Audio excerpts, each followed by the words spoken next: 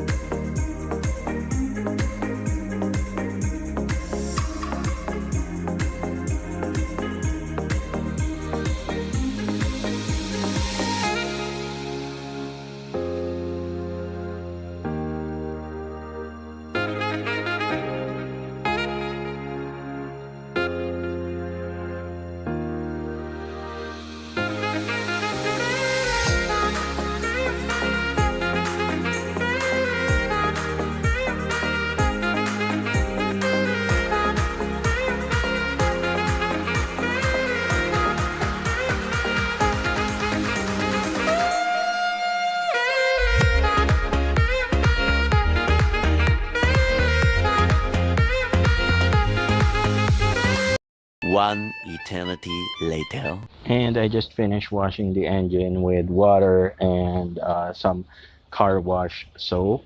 You can see the difference. We can now see the fuel injectors and no dust on the hydrovac, the battery, the engine block, and there's really not much grease left um, on that part. Since I am lubricating this area, that might get dirty sooner than the rest. Okay. And I actually cleaned the airbox assembly of the frame a while ago. I'll be putting it back together, let it air dry for a few minutes, and I'm gonna reconnect the battery and start the engine. And the engine is a bit dry, though there are still some wet area, especially on those hard to reach areas. I already returned the battery terminal and reassembled the airbox assembly. We'll be starting the engine for the first time after washing the engine with water and soap. Um, all right, so let's go ahead and start her up.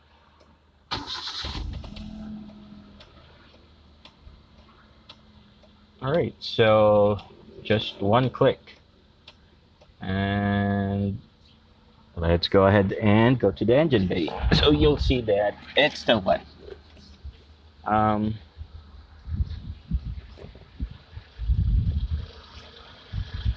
okay, so you see it's still wet on some area.